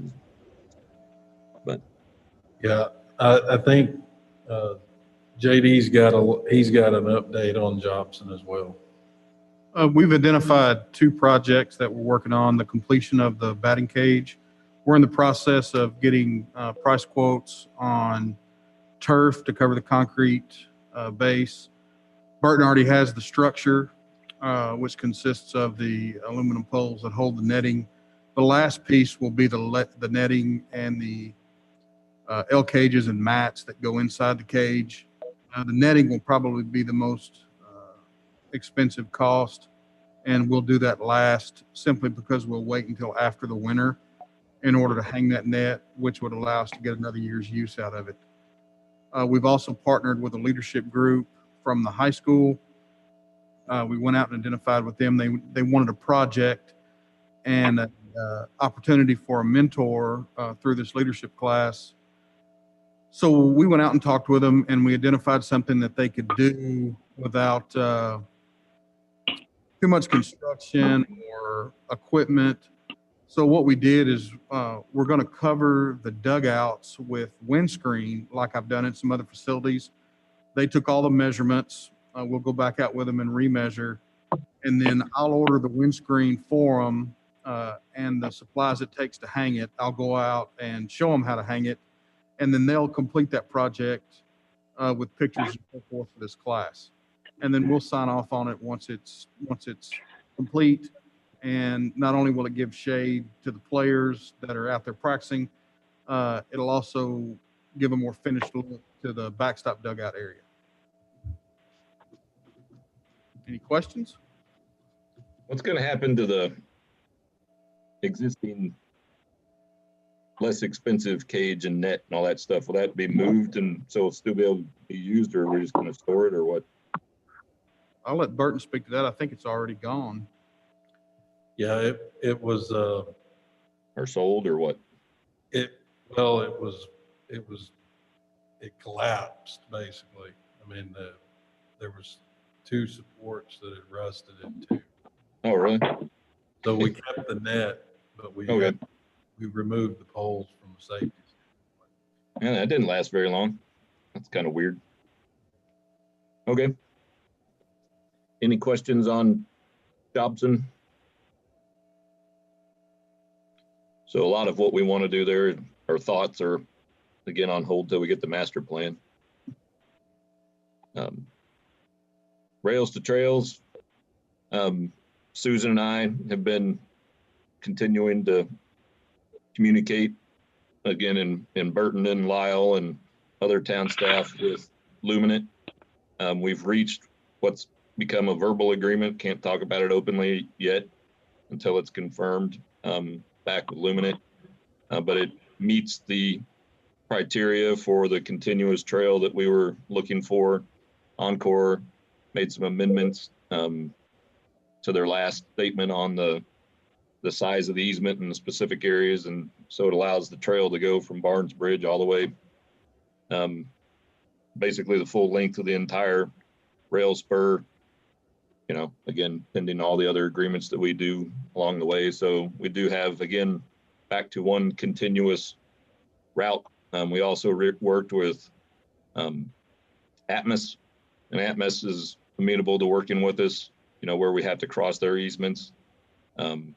So, you know, through all of this, patience paid off, and it sounds like we'll be able to, you know, make some kind of neat tweaks to the trail system, working with the easements in order to meet what the utilities want as well as what we need and want.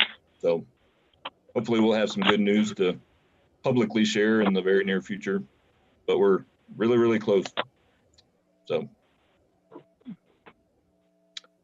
then I guess next is the Parks Master Plan, which we went over earlier. Any questions on either of those two topics?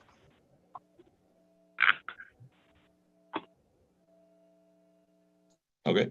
Did we get an idea from the Parks Master Plan folks that we just spoke with?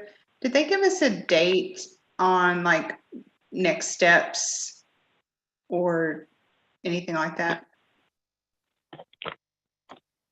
Sounds, he mentioned March for potential presentation of the draft.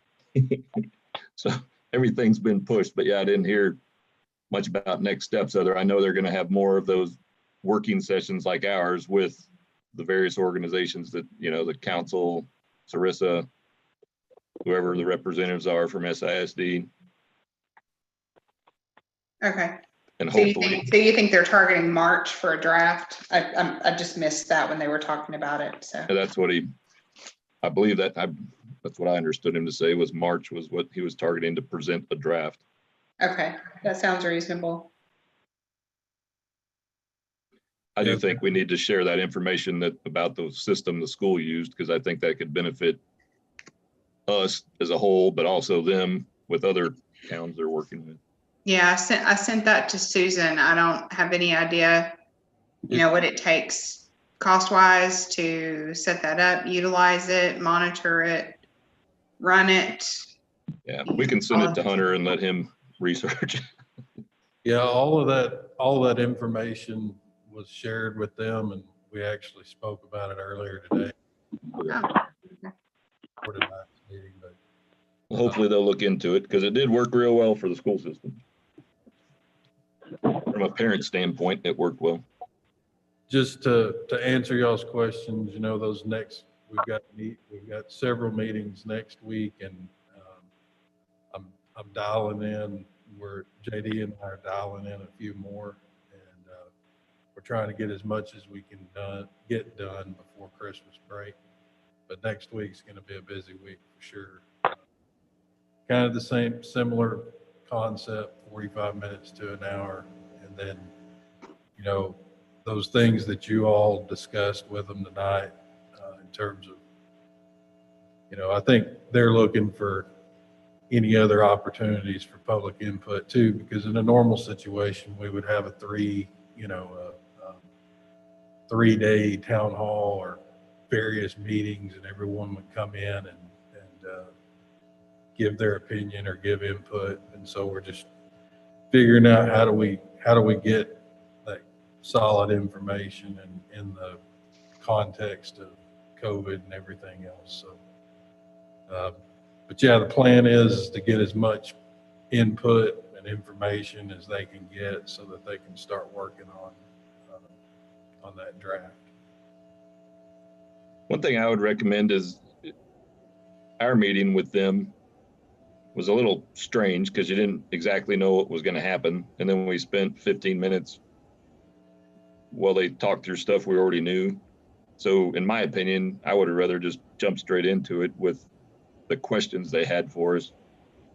And maybe that's just me and us on 4B that already know them and already know why we hired them. But I think that's why we went long, or sitting here listening to stuff we already know before we got to start sharing what they were looking for.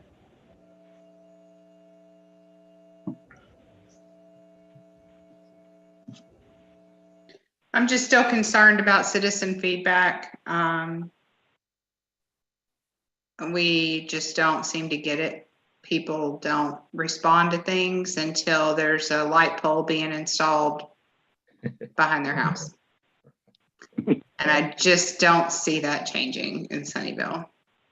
They did have really high response on that survey, so that's positive.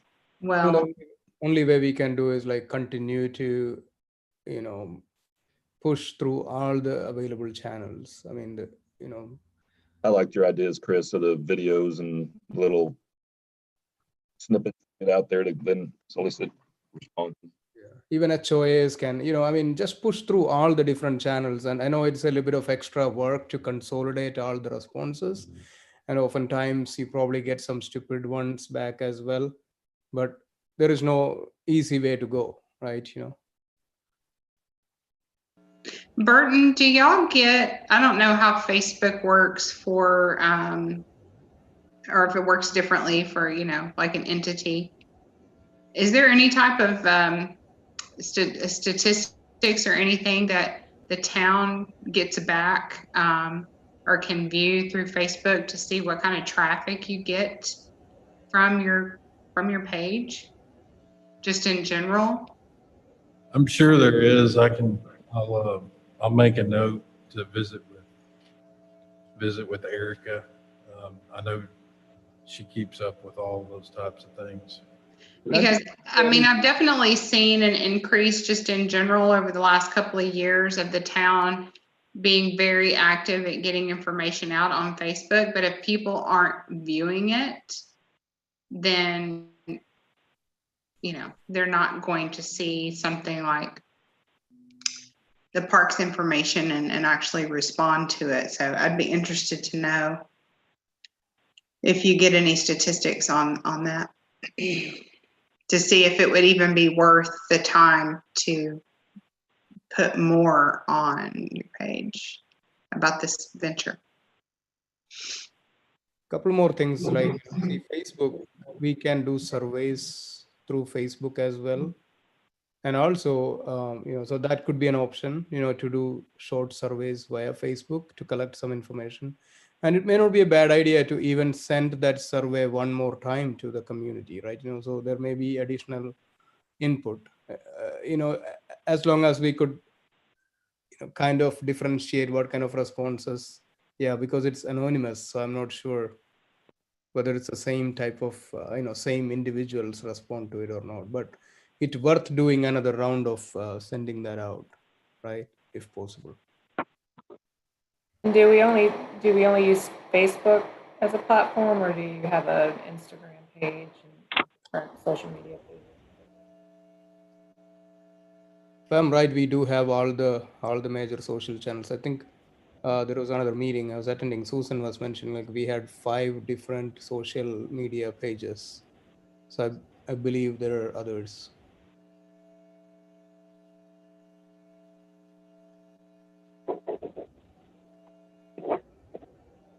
So the key is we obviously want more public input as much as we can get. So figuring out the best way or multiple ways to do it makes sense.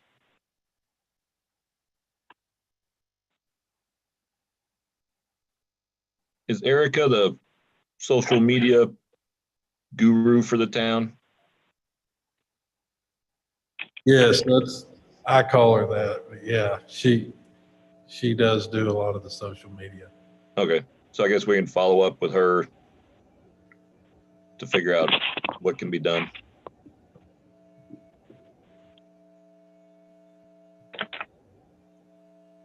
Okie doke. Any other questions or comments on that? So next would be discuss future agenda items and events.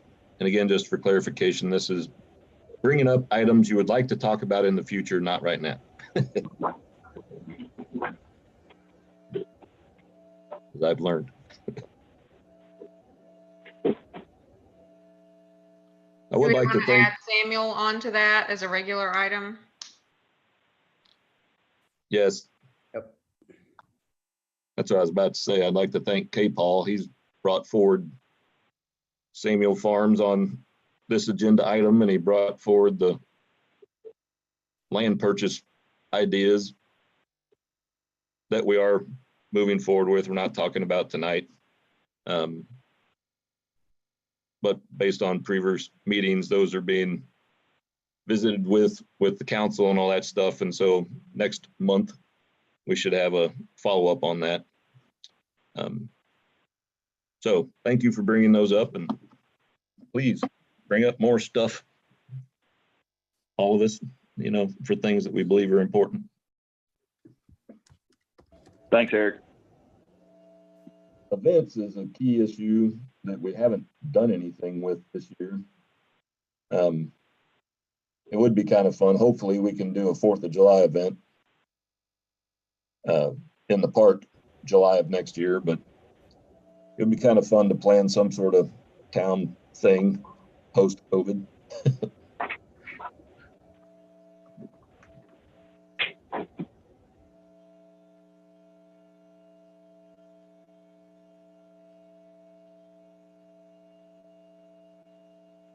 And then the other item that was brought up last time that it wasn't on the agenda this time, but it was the monuments. We want to keep that topic alive, as well as the, continuity of lighting and stuff like that along Collins as Collins gets built out. My understanding is a lot of that's already been planned in and is being done. But as it continues north. Yeah, at one point, I think we had talked about we were going to chip in on some more expensive light poles or some things or something like that. So yeah, I think that would be good to revisit, Eric. One thing that we discussed a few months ago, I was thinking about redoing or refining our economic development packet, right? Something that we would like to work, refine it, and then which we can use for attracting more businesses and things like that. So that is something, I don't know where we are on that. What is the status of that? I would like to, if it's already done, which is great. If not, we probably have to, revisit it.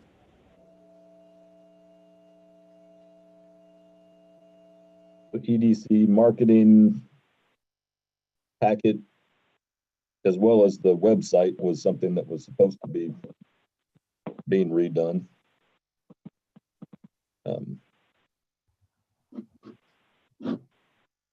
And you brought it up. I mean, what's the vision of the EDC? Can we create a cohesive vision for marketing Sunnyvale from an economic standpoint?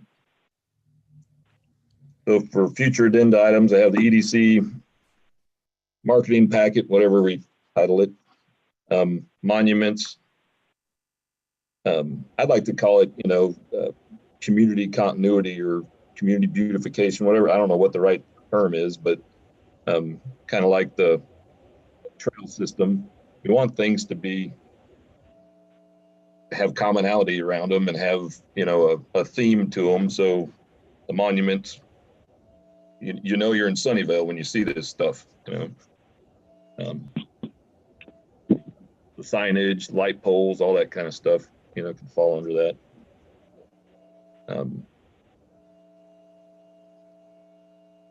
As well as the 80 development. I'd like to, again, get updates on that.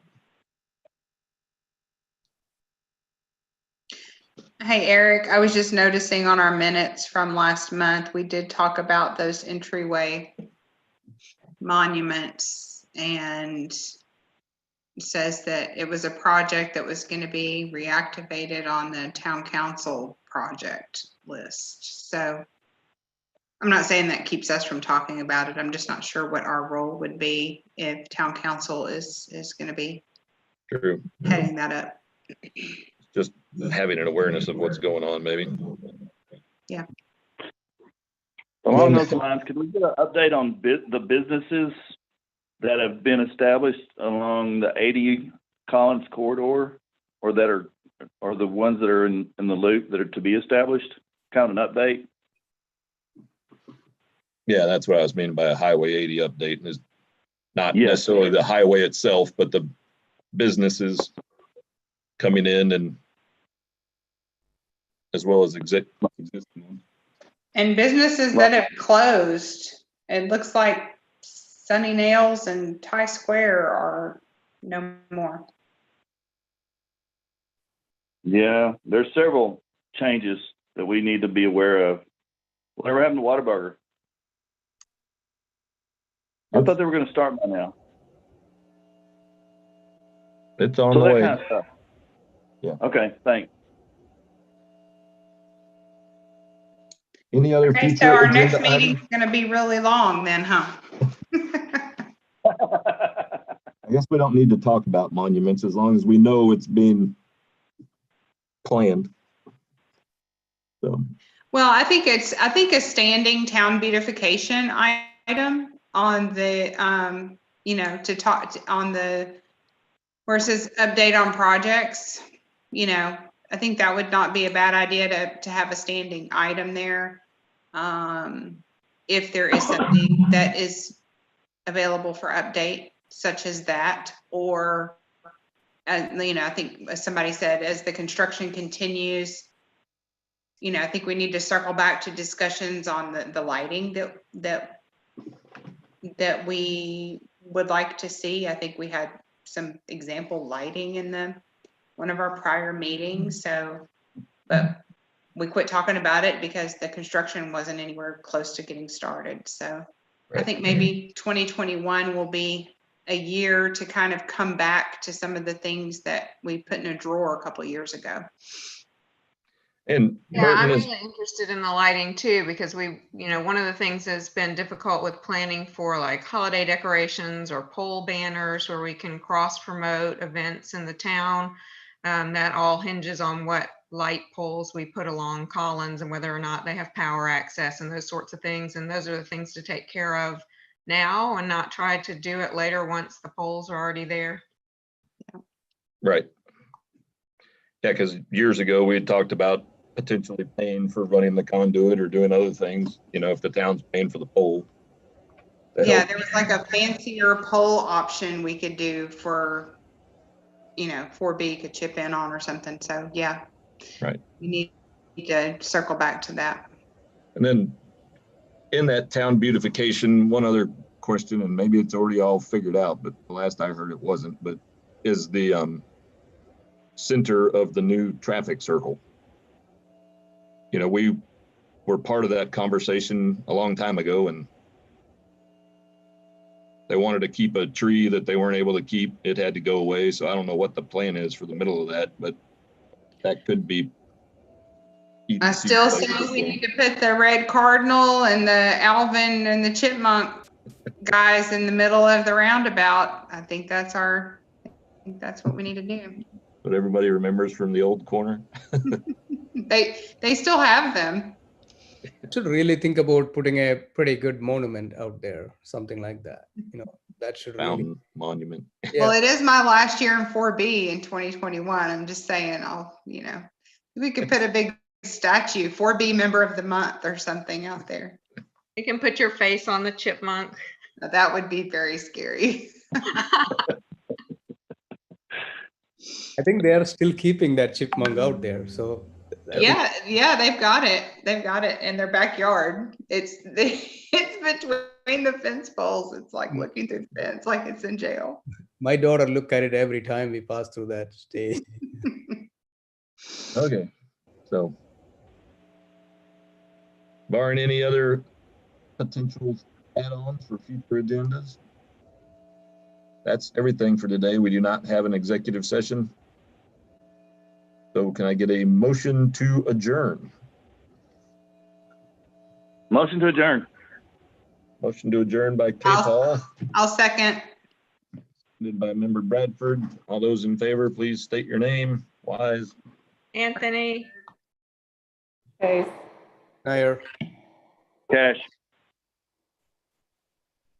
Motion passes unanimously. So we will adjourn at 7:10 p.m. Thanks, Burton.